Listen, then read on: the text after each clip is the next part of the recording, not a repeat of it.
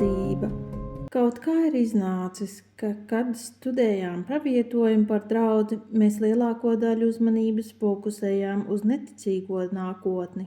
Priekšā stāvošais ciešanu periods, antikrista soļi, Armagedons tiek skaidroti atkal un atkal no jauna. It kā tas būtu galvenais ticīgās draudzes rūpju objekts. Šī interese par ciešanu laiku, protams, ir dabiska, jo šī Dieva plānu kulminācija tuvošanās arī signalizē par mūsu Kunga drīzās atnākšanas nenovēršamību, bet daudz lielāku laimi un daudz lielāku uzvaru šis temats liek uz ticīgajiem. Kas esam mēs, kaut nedaudz ieskatoties to ļaužu nākotnē, kas dosies uz debesīm ciešanu periodu laikā, un tad atgriezīsies kopā ar to Kungu, lai apdzīvotu valstību, kas tiks sagatavots uz zemes. Starp citu, primārā atšķirība starp bībelīgo ticību un pasaules reliģijām ir tā, kā ar Kristu mums pieder spoža nākotne. Tas, ko redzam šodien ar savām dabiskajām acīm, nav viss, ko saņemsim. Dzīve šajā pasaulē ir maznozīmīga tiem, kam pieder apsolītā valstība, kas tuvojas. Mēs jau tagad dzīvojam savā mūžīgajā dzīvē, kaut gan patiesībā šī ir tā vissliktākā daļa. Un tā paskatīsimies pāri šim laikam, iesākot ar draudzes paraušanu un lūkosim, kas notiks ar katru no mums, kas savā dzīvē būsim ticējuši Kungam Jēzum Kristum, un šajā dzīvē būsim palīdzējuši īstenot viņa prātu. Paraušana. Primāri jautājumi, kas rodas attiecībā uz draudzes paraušanu, ir, kas tā ir un kad tā būs? Attiecībā uz pirmo jautājumu, protams, draudzes paraušana apraksta momentu, kad tas Kungs atnāks slepeni, kā zāglis naktī, un paņems ticīgo sev līdz debesīs. Šis ir liels apsolījums, kas dots kristietībai, un liela atšķirība starp šo bībelīgo ticību un atšķirīgo pasaules reliģiju uzskatiem. Buda neparādīsies vēl kādu reizi, un Muhameds nav apsolījis atgriezties pie saviem sekotājiem. Dažādie kulti, kas nāk un iet, normāli pastāv tikai vienu sezonu, daudzreiz tikai tik ilgi, kamēr viņu oriģinālais dibinātājs eksistē uz zemes. Bet Kristus sekotāji paliek mierā un drošībā, pārliecināti ar lielo atbrīvošanu, kas nāk patiesu izredzēto ļaužu atbrīvošanu dzīvei apsolītajā zemē. Ir bēdīgi, ka pastāv kristīgās draudzes un veselas konfesijas, kas nav pasniegušas vai attīstījuši mācību par draudzes paraušanu un savu locekļu izglābšanu. Liberālās draudzes, kas ir nolikušas Bībeli malā, tādējādi ir zaudējuši Jēzus Kristus primāros apsolījumus un dzīvo patētiskajā, kristīgajā ētikā, maznozīmīgā un pilnīgi bezspēcīgā kopijā, šķietami ilūzijā par to, kāda varētu būt dzīve Kristū. Bet no otras puses, īsteni ticīgie, kas saprot paraušanu un gaida ķēniņa atgriešanos, dzīvo pastāvīgā cerībā un vitāli spēcīgā ticībā, kas balstās uz jaunās valstības realitāti un nebeidzamo mūžīgo dzīvi. Vārds paraušana ir ņemts no latīņu vulgatas bībeles un parādās latviešu bībelē kā aizraušana gaisā. 1. Tesaloniķiešiem 4.17, 1. Tesaloniķiešiem 4.3 beigu panti satur tieši tā Kunga atgriešanās apsolījumu pēc draudzes. Pats Kungs nāks no debesīm, kad Dievs to pavēlēs, atskanot arceņģeļa balsī un Dieva bazūnei, tad pirmie celsies tie, kas ticībā uz Kristu miruši, pēc tam mēs, dzīvie, kas vēl pāri palikuši kopā ar viņiem, tiksim aizrauti gaisā padebešos, pretim tam Kungam. Tā mēs būsim kopā ar to Kungu vienmēr. Iepriecināja cits citu ar šiem vārdiem. 1. Tesaloniķiešiem 4.16-18. Augstāk minētais 18. pants netiek tik daudz pieminēts kā pārējie, bet patiesībā tā būtu jādara, kas gan sniedz lielāku mieru kā doma, ka mēs dosimies aiz šīs dzīves robežām un tad būsim kopā ar to kungu. Vienmēr tas kungs pirmo reizi norādīja, kā atstās draudzi, un tad atgriezīsies pēc tā savos pēdējos pasās svētkos lieldienu naktī. Šajā nervus plustošajā ainā augšistabā viņš sniedza saviem mācekļiem vēsti. Jūsu sirdis lai neizbīstas, ticiet Dievam un ticiet man. Mana tēva namā ir daudz mājokļu. Ja tas tā nebūtu, vai es jums tad būtu teicis, ka es noēmu jums vietu sataisīt? Un kad es būšu nogājis un jums vietu sataisījis, tad es nākšu atkal un ņemšu jūs pie sevis, lai tur, kur es esmu, būtu arī jūs. Jāņa 14:1-3. Pēc savas augšām celšanās un 40 dienām pavadītām kopā ar mācekļiem, kuru laikā viņš tos mācīja par Dieva valstību. Un tas kungs pacēlās pie sava tēva, un atkal tika apsolīta viņa atgriešanās. To sacīs viņš tiem redzot, tika pacelts un padebesis viņu uzņēma prom no viņa acīm. Kad tie viņam aizejot cieši skatījās uz debesīm, lūk, pie tiem stāvēja 2 vīri, baltās drēbēs. Tie sacīja: Galilieši, ko jūs stāvat, skatīdamies uz debesīm? Šis Jēzus, kas uzņemts prom no jums debesīs, tāpat nāks, kā jūs viņu esat redzējuši debesīs aizejām. Apostoļu darbi 1:9-11. Interesanti, ka tas kungs tikai 40 dienas paliekot kopā ar draudzi, domāja to mācīt. Nevis tik daudz, kā izturēties viņa prombūtnes laikā, bet gan nākošās valstības lietās. Viņa beigu vēstījums bija par valstību un par liecināšanu visiem cilvēkiem. Viņa beidzamie vārdi uz zemes bija: bet jūs dabūsiet spēku, kad svētais gars būs nācis pār jums, un būsit mani liecinieki kā Jeruzalemē, tā arī Jūdejā un Samarijā un līdz pašam pasaules galam. Apostoļu darbi 1:8. 2 vīri baltā apģērbā, protams, bija eņģeļi, kas bija nākuši mācekļiem paziņot, ka tādā pašā veidā, kā viņš bija redzējuši to kungu paceļamies debesīs, tieši tāpat kā viņš atgriezīsies, tikai pretējā virzienā. Kādu dienu visi viņu redzēs, atgriežamies no debesīm. Tas liecina, ka tam kungam nav jāatgriežas garīgā veidā vai cilvēka sirds dziļumos, bet burtiski tādā pašā veidā, kā viņš aizgāja. Viņš patiešām nonāks no debesīm. Tas kungs pavadīja savus pēdējos mirkļus uz zemes, skaidrojot valstības lietas draudzēji. Līdzīgi arī mums vajag koncentrēties uz šīm nākošās valstības lietām. Šis ir iemesls, kāpēc es rakstu šo grāmatu. Paraušana, protams, ir tikai sākums. Mēs turpināsim runāt tālāk par valstības lietām. Mēs iegūstam informāciju par paraušanu no Pāvila 1. vēstules korintiešiem.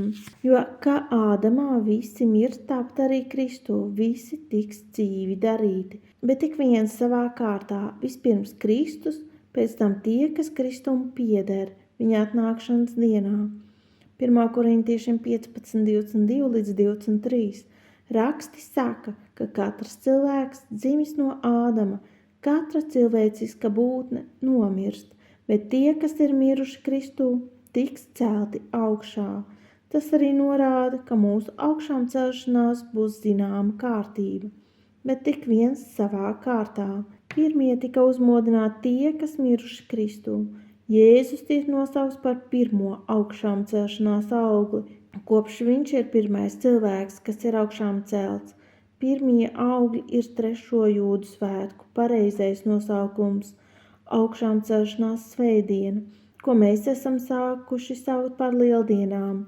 Ja runājam par pirmajiem augļiem, tad mēs saprotam, ka ir arī 2., 3. un tā tālāk. Šī fakta gaismā mums visiem ir dots augšām celšanās kārtas skaitlis, un mēs augšām celsimies pēc šīs kārtības. Draudzes paraušanā faktiski mirušie Kristū augšām celsies pirmie, jo viņiem acīm redzot būs mazāks kārtas numurs. Jēzum bija pirmais numurs. Cerēsim, ka līdz tā kunga atgriešanās laikam šis paraujamo skaitlis būs miljārdi. Visinteresantākais skaits attiecībā uz draudzes paraušanu ir tas, ka katrs ticīgais nonāks noslēpumainā metamorfozē. Mēs visi tiksim izmainīti un nonāksim garīgajā veidolā, kas būs atbilstoši dzīvei, mūžīgajā laika ritējumā. Ķermeņi, kuros mēs atrodamies tagad, šai pārējai nebūs derīgi. Mirstīgais apvilks nemirstību. Lielais vairums no tiem nav pietiekoši labi pat šai zemišķajai dzīvei. Redzi, es jums saku noslēpumu. Ne visi mēs mirsim, bet visi tiksim pārvērsti.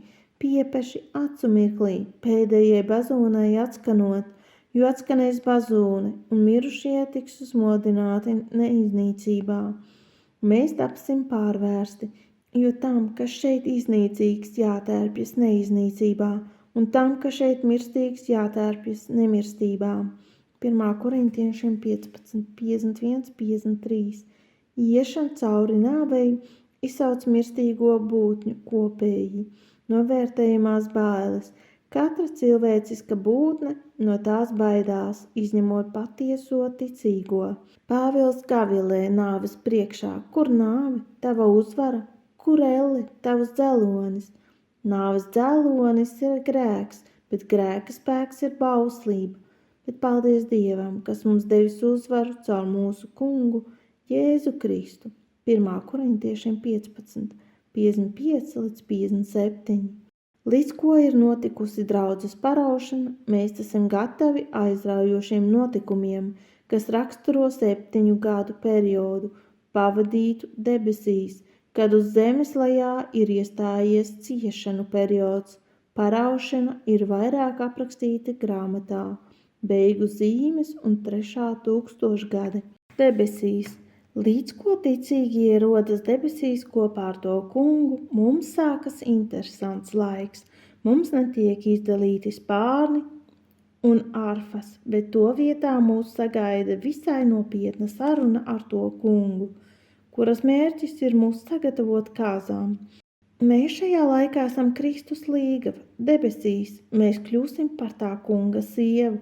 Pirmais notikums ir mūsu kalpošanas dzīves pārskats tā kunga priekšā par laiku, kad staigājām uz zemes. Jo mums visiem jāparādās Kristus soļa krēsla priekšā, lai ik viens saņemtu, ko miesā būdams darījis, vai labu, vai ļaunu. 2. Korintiešiem 5, 10. Šķiet, ka katrs viens no mums pie šī soļa krēsla satiksies ar to kungu individuāli un personīgi, lai viņa klātbūtnē un saskaņā ar viņa prātu tiktu novērtētas mūsu dzīves uz zemes. Uzsvars netiks likts uz mūsu grēkiem, kas būs piedoti jau sen pagātnē pie krusta, bet gan uz mūsu darbiem.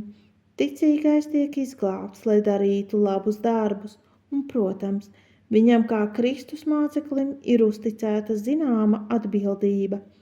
Ja tas tā nebūtu, ka mēs esam nozīmēti noteiktiem darbiem uz zemes, kā strādnieki laukā, kā kareļi garīgajā cīņā un tā tālāk, mēs jau varējām visi atrasties debesīs tajā pašā mirklī, kad tikām izglābti. Mūsu šīs zemes uzdevums ir īstenot kādus uzdevumus, kas mums tiek doti atbilstoši mums uzticētajām dāvanām, ko, protams, varam arī neveikt. Pāvils visai detalizēti izklāsta prasības, kas tiks uzstādītas pie Kristus soļa krēsla un kā tiks novērtēti mūsu darbi. Jo citu pamatu neviens nevar likt, kā to, kas jau ir likts, proti Kristus Jēzus, bet ja kas ceļ uz šā pamata zeltu, sudrabu, dārgakmeņus, koku, sienu vai salmu, katrs darbs tiks redzams, tiesas diena to atklās, jo tā parādīsies ar uguni, un kāds, kura darbs ir, to uguns pārbaudīs. 1. Korintiešiem 3, 11 līdz 13. Iesākumā visam Pāvils nostiprina domu, ka šai zemes dzīvei nevar likt nevienu pamatu ārpus tā, kas jau ir likts Jēzu Kristū. Labie darbi, kas darīti ārpus Kristus, tos, ko darījuši neticīgie, ietilpst rakstos, jo, protams, neticīgie nedosies uz debesīm. Visi labie darbi un grēki, ko šajā dzīvē akumulē neticīgais, tiks pasniegti kā lielā baltā soda troņa pēc valstības laikmeta beigām. Pēc tam, kad Pāvils nostiprina domu, ka ticīgais ir licis savu pamatu Kristū, viņš tagad sadala mūsu darbus divās kategorijās. No vienas puses nosauc tos par zeltu, sudrabu un dārgakmeņiem un koku, sienu un salmiem. No otras puses, acīm redzot, tās ir divas ļoti atšķirīgas kvalitātes pakāpes. Tas kungs visus mūsu darbus pārbaudīs ar uguni. Aina ir ļoti skaidra, jo uguns skaidri parāda atšķirību starp zeltu, sudrabu un dārgakmeņiem un tiem darbiem, kas ir no koka, siena un salmiem. Dārgakmeņus un dārgmetālu uguns nespēja ietekmēt, bet koks, siens un salmi visi sadeg. Tas ir šīs soģa krēsla tiesas īstenais nolūks. Acīm redzot, katram ticīgajam tam kungam veltītajā dzīvē ir dažādi kāpumi un kritumi. Mēs nevaram vienmēr būt droši par sevi, tāpat arī par saviem darbiem, vai tie tiks uzskatīti debesīs par vērtību, vai arī nebūs vērtīgāki par materiālu, kas ugunī sadeg. Mēs atceramies evaņģēlijas stāstu par cilvēku, kas lūdz un tik daudz gavēja un pateicās Dievam, ka viņš nav kā tas nabaga ubaks, kas gulēja uz savas mutes sinagogas aizmugurē, bet ubaks tajā pašā laikā tikai spēja lūgt un pazemoties. Apžēlojies par mani, nabaga grēcinieku. Kad tas kungs izskaidroja šo stāstu, atklājās, ka ubaga pazemība un lūgumi pēc žēlstības bija kā zelts, sudrabs un dārgakmeņi, kamēr visi svētulīgie protesti no taisnajiem baznīcas kalpiem sinagogas priekšplānā bija tikai liekulība, koks, siens un salmi. Pāvils precizēja, ka mēs varam saņemt atalgojumu tikai par darbiem, kas iztur uguns pārbaudi. Ja kāds darbs, ko tas uzcēlis, paliks, tas dabūs algu. 1. Korintiešiem 3:14. Mēs saņemsim dārgakmeņus savos vainagos par labajiem darbiem, ko būsim darījuši šajā dzīvē. Ir labi atcerēties, ka kristieša atalgojums būs šīs dzīves beigās debesīs un nebūs uz šīs zemes. Pāvils arī precizē, ka mēs cietīsim par darbiem, kas neizturēs uguns pārbaudi, koku, sienu un salmiem. Ja kāda darbs sadegs, tam būs jācieš, bet viņš pats tiks izglābts, bet tā kā caur uguni. 1. Korintiešiem 3:15. Mums jāievēro augstāk minētajā pantā frāze, bet viņš pats tiks izglābts. Dievs ir ļoti precīzs attiecībā uz punktu, ka pestīšana ir brīva dāvana un nevis nopelnīta balva.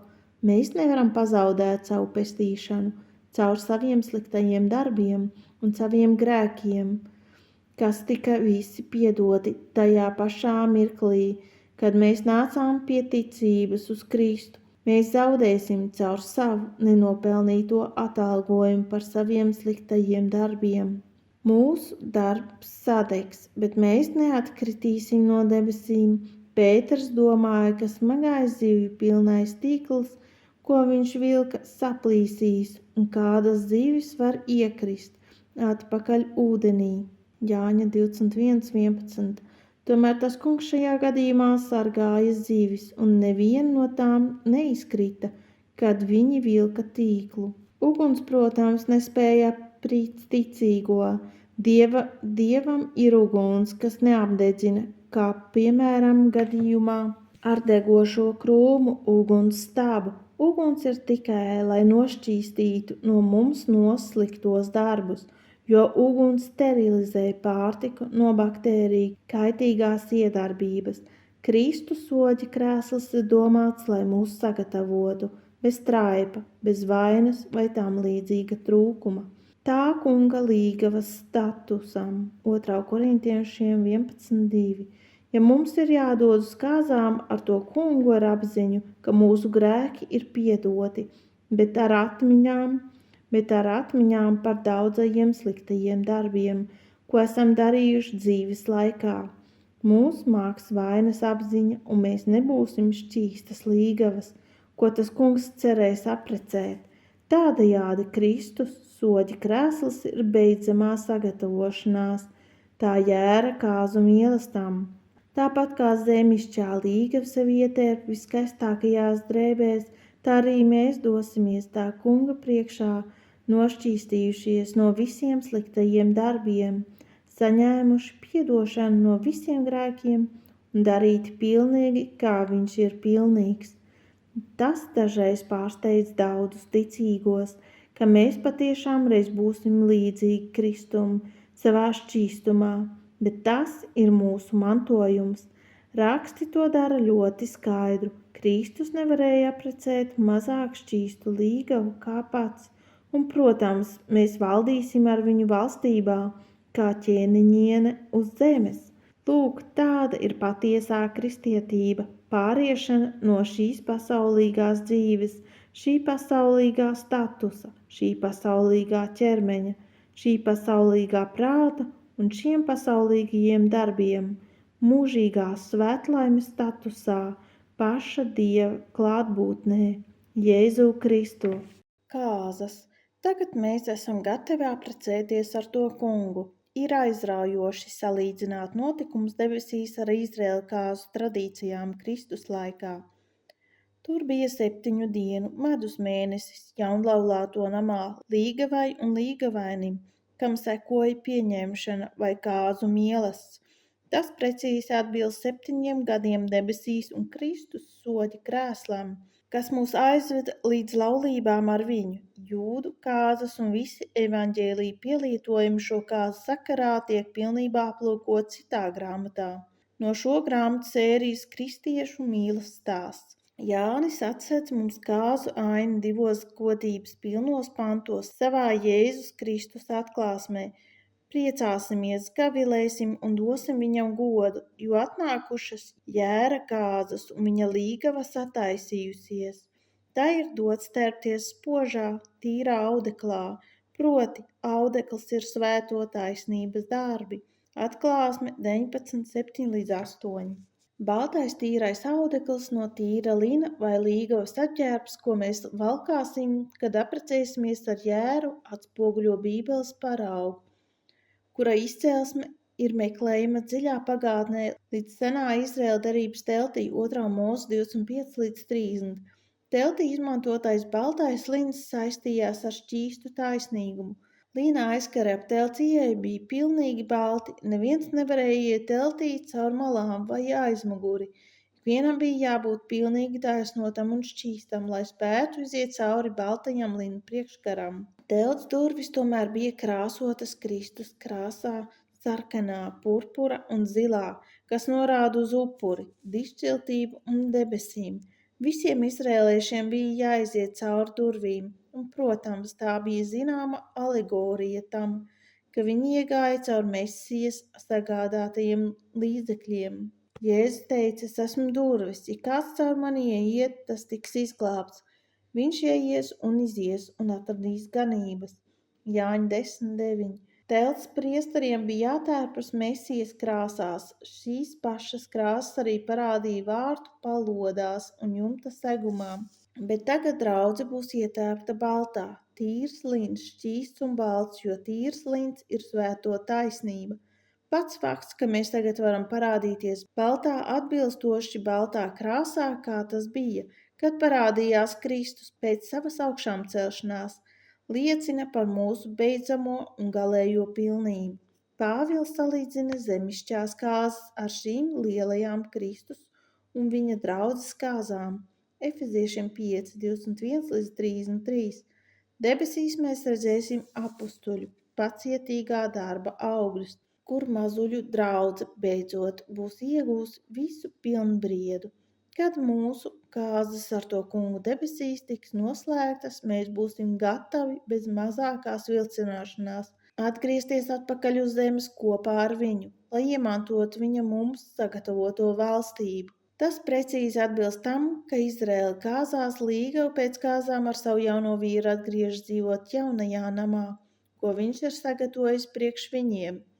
Viņi nepaliks jaunā vīra tēva namā, bet attālināsies no tā, lai veidotu savu pašu dzīvi.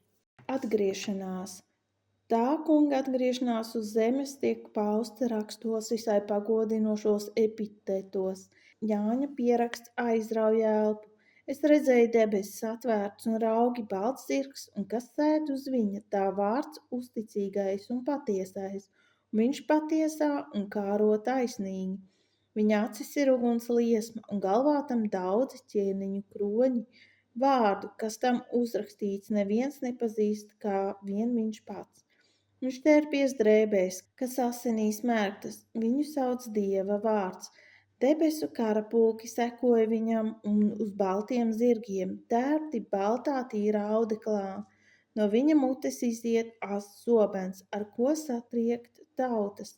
Viņš min Dieva visu valdītāju bargo dusmu, vīnas baidu.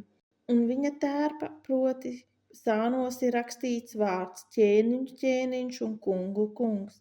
Atklāsme 19, 11 līdz 16. Tā ir draudze, kas augstāk minēta 14. pantā, rādīta kā debesu karapulks. Mēs uz laiku būsim karapulks, lai apturētu Armagedona kauju, kas mūsu atgriešanās brīdī iespilnās parā. Līdz ko Armagedons tiks apturēts, mēs redzēsim to cilvēku tiesu, kas dzīvoja ciešanu periodā, un atmaksu tiem ļaudīm, kas atteicās pieņemt Antikrista zīmi un labāk izvēlējās tikt nogalināti un nomocīti par savu ticību Kristumu. Tad es redzēju troņus, uz tiem apsēdās kādi, tiem bija dots tiesu spriest, un redzēju to dvēseles, kas Jēzus liecības un Dieva vārdu dēļ noslepkavoti, kuri nebija pielūguši zvēru, viņa tēlu un nebija pieņēmuši zīmi uz savas pieres un rokas. Tie kļuva dzīvi un valdīja kopā ar Kristu 1000 gadu. Atklāsme 24. Tomēr neticīgie tiks saistīti uz 1000 gadiem, kamēr būs pienākusi beidzamā tiesa, bet pārējie mirušie neatdzīvojās, pirms nebija pagājuši 1000 gadu. Šī ir pirmā augšām celšanās. Atklāsme 25. Jānis priecājas par faktu, ka mēs esam svētīti un ka mums ir daļa pie pirmās augšām celšanās un valdīšanas līdz ar Kristu valstības laikmetām. Svētlaimīgs un svēts ir tas, kam daļa pie pirmās augšām celšanās. Pār tādiem otrai nāvei nav varas, bet tie būs Dieva un Kristus priesteri un valdīs kopā ar viņu 1000 gadu. Atklāsme 26. Tas kungs sniedza vairāk detaļas par šo tiesu savas zemišķās kalpošanas laikā. Tā kalpos kā imigrācijas dienests valstībā. Viņš ir paredzējis uzņemties rūpes par katru dvēseli, kas dzīvo 7 gadu ciešanu periodā uz zemes. Tas kungs ir tik ļoti precīzs. Visas tautas tiks sapulcinātas viņa priekšā, un viņš atdalīs ticīgos no neticīgajiem, kā gan sadala savas avis no āžiem. Bet kad cilvēka dēls nāk savā godībā un visi eņģeļi līdz ar viņu, tad viņš sēdēs uz sava goda krēsla, un visas tautas tiks sapulcētas viņa priekšā, un viņš tā šķirs, kā gans šķir avis no āžiem, un liks avis pa savu labo, bet āžus pa kreiso roku. Tad ķēniņš sacīja tiem, kas pa labo roku: Nāciet šurp, jūs, mana tēva svētītie, iemantojiet valstību, kas jums sataisīta no pasaules iesākuma. Matei 25, 31 līdz 34. Atbildot uz to, ticīgie izpaudīs savu pārsteigumu, ka ir godājuši to kungu ciešanu periodā, bet viņš tiem ļoti skaidri pateiks, kad ķēniņš tiem atbildēs un sacīs: patiesi es jums saku, ko jūs esat darījuši vienam no šiem maniem vismazākajiem brāļiem, to jūs esat man darījuši. Matei 25, 40. Ja pasaules tautu ļaudis ciešanu periodā demonstrēs savu ticību Kristumu, uzņemoties rūpes par viņa brāļiem, 144,000 Izraēla pārstāvjiem, kas liecinās šajā smagajā vēstures periodā, viņi tiks izglābti. Bet tiesa būs pareiza un atbilstoši tiem, kas negodā to kungu Antikrista valdīšanas laikā.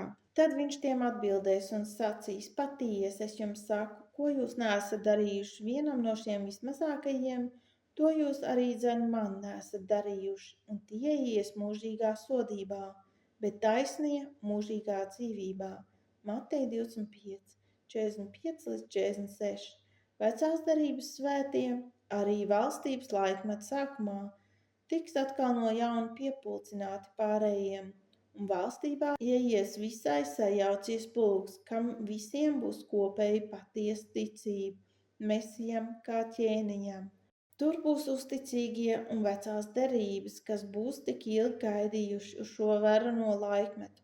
Ticīgie no draudzes laikmeta, kas devās uz debesīm savu paraušanu un beidzot ciešanu periodu ticīgiem, kas iekļūst valstībā savos dabiskajos miesas ķermeņos, tā ka viņi nenāca pie ticības pirms paraušanas, viņi netiks izmainīti un paliks kā bijuši, joprojām precoties un dzemdējot bērnus, bet nevis kā ticīgie no draudzes laikmeta. Pēdējā ļaužu grupa, cilvēki savos dabiskajos ķermeņos, valstības laikmetā dos dzīvību parastiem, miesīgiem grēciniekiem, kas atkal būs dzimuši no Ādama. Tieši šie daži valstībā nonākušie nepaklausīs tā kunga pavēlēm un liks viņu tos sodīt par atkāpšanos no pielūgsmes un svētuma. Zaharija 14, 16 līdz 19. Šie kārtības traucētāji valstībā vairosies un apvienosies ar Sātanu pašā pēdējā kaujā, tūkstošgadus beigās. Un, kad 1000 gadi būs pagājis, Sātans tiks atsvabināts no sava cietuma, un tas ies pievilt tautas, kas dzīvo 4 zemes galos, Gogu un Magogu, un tos sapulcinās karam. Viņu skaits ir kā jūras smiltis. Tie uzkāpa zemes augstienē, ielenca svēto nometni un mīļoto pilsētu. Tad uguns krita no debesīm un aprija tos. Atklāsmes 20, 7 līdz 9. Šī pēdējā Sātana sacelšanās būs nesekmīga, un lielais baltais soda krēsls ir sagatavots tiem, kas apvienosies ar viņu, un arī priekš visu laikmetu neticīgajiem.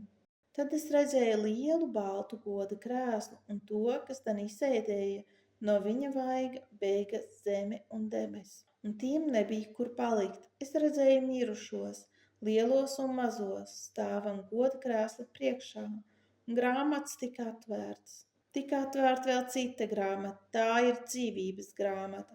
Mirušie tika tiesāti pēc tā, kas rakstīts grāmatā, pēc viņu darbiem. Jūra atdeva savus mirušos, nāve un viņas valstībā deva savus mirušos, un tie tika tiesāti ik viens pēc viņu darbiem. Arī nāvi un nāves valstību iemeta ugunsjūrā. Šī ir otrā nāve, ugunsjūra. Ja kas nebija rakstīts dzīvības grāmatā, to iemeta ugunsjūrā. Atklāsme 20, 11 līdz 15. Šī ir otrā nāve, ko ticīgie Kristū nepiedzīvos. Valstība starp mūsu atgriešanos no debesīm uz zemes kopā ar to kungu un šo sodu troni neticīgajiem ir jāpaiet 1000 gadiem, un šis valstības laikmets, šis lielais milēnijum ir draudzes patiesais atalgojums. Mēs dosimies to izpētīt. Nākamā valstība būs pilnīgi atšķirīgs laikmets nekā visi tie, ko ir piedzīvojis cilvēce. Lietas būs atgrieztas pilnīgi otrādi. Tad būt kristietim būs labi, bet neticīgam būs muļķīgi. Tad pats ķēniņš no Jeruzalemes pārvaldīs pasauli kopā ar mums, ķēniņieni. Lai iegūtu izpratni par valstību, mums jāpievēršas vecajai derībai, jo tieši no turienes Jēzus ieguva savu mācību.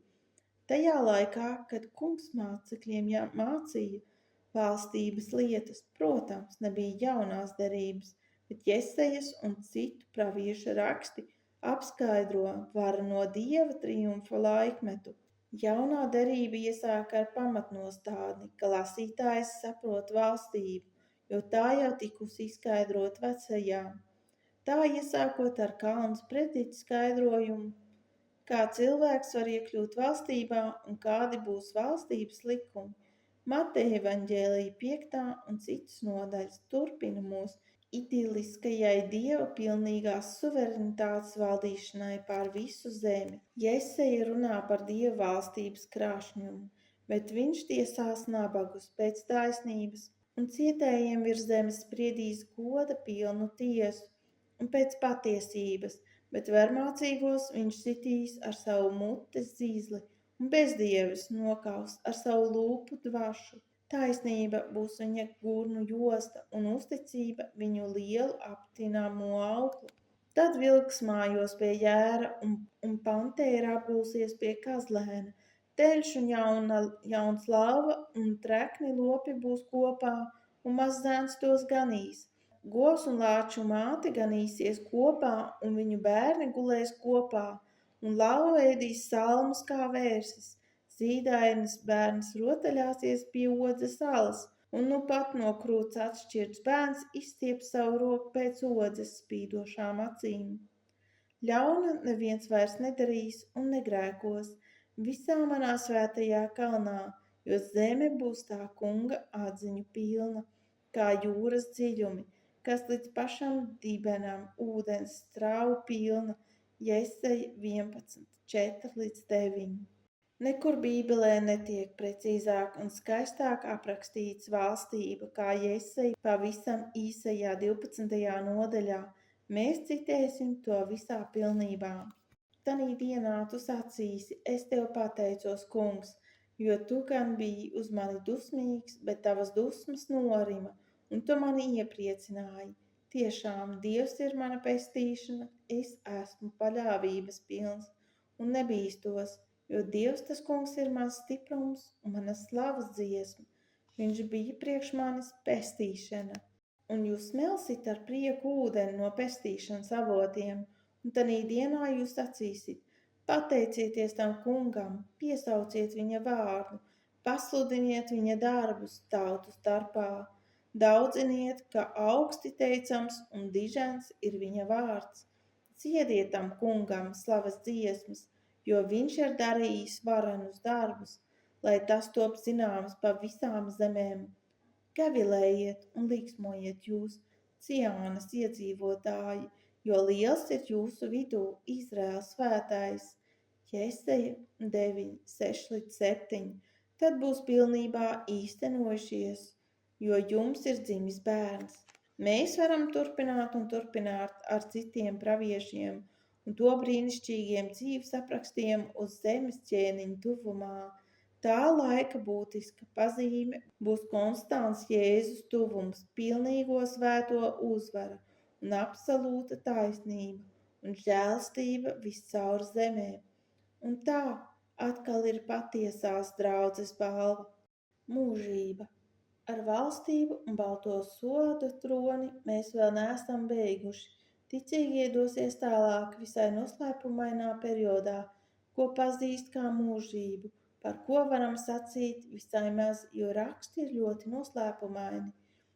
Cik saprotam, Dievs gatavojas izmainīt debesis, zemi un Jeruzalemi, tā kā vairāk nebūs jūras, nebūs vairāk ūdens un tāpēc nebūs arī vairāk tā dzīvības forma, ko mēs pazīstam.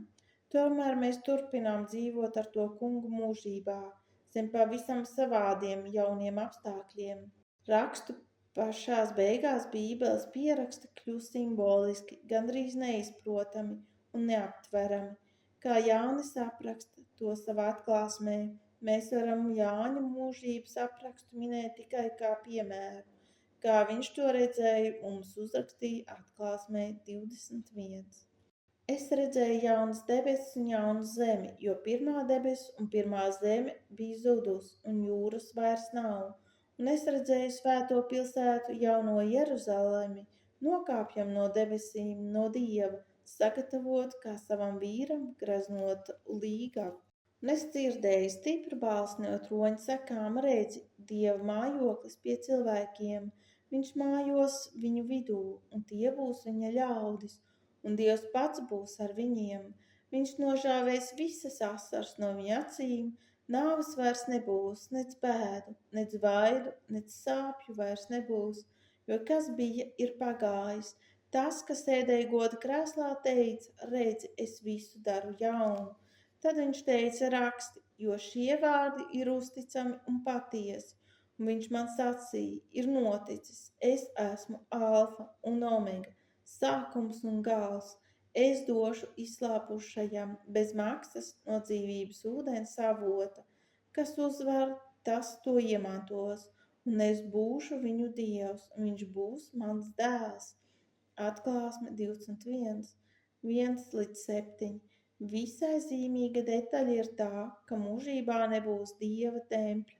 Tempļa es tur neredzēju, jo viņas templis ir kungs, dievs visu valdītājs un jērs. Atklāsmes grāmata 21, 22. Mēs varam saprast, ka templis tur nav vajadzīgs, jo tur patiešām vairs nebūs vajadzīgs turpmākais upuris. Un kā sekas arī tālākās pielūgsmes. Ik viens, kas pastāvēs līdz šai vietai, būs savienots ar Dievu un tik cieši ar viņu saistīts, ka vairāk nevienam nebūs jāmeklē kontakta vieta ar viņu, ar tempļa starpniecību. Raksti rāda, ka visuvarenais Dievs un jērs mūžībā būs tiešā veidā sasniedzami. Cita interesanta pazīme ir, ka tur būs jauna veida gaisma. Gaisma bija pirmā lieta, ko radīja Dievs, bet tagad tur vairs nebūs vajadzības pēc saules vai mēnesi, jo Dievs un tas jērs paši nodrošina jauno garīgās dimensijas pasauli ar visu tās gaismu. Pilsētai saules un mēness gaismas nevajag, jo Dieva spožums to apgaismo, un viņas gaisma ir jērs. Atklāsme 21, 23.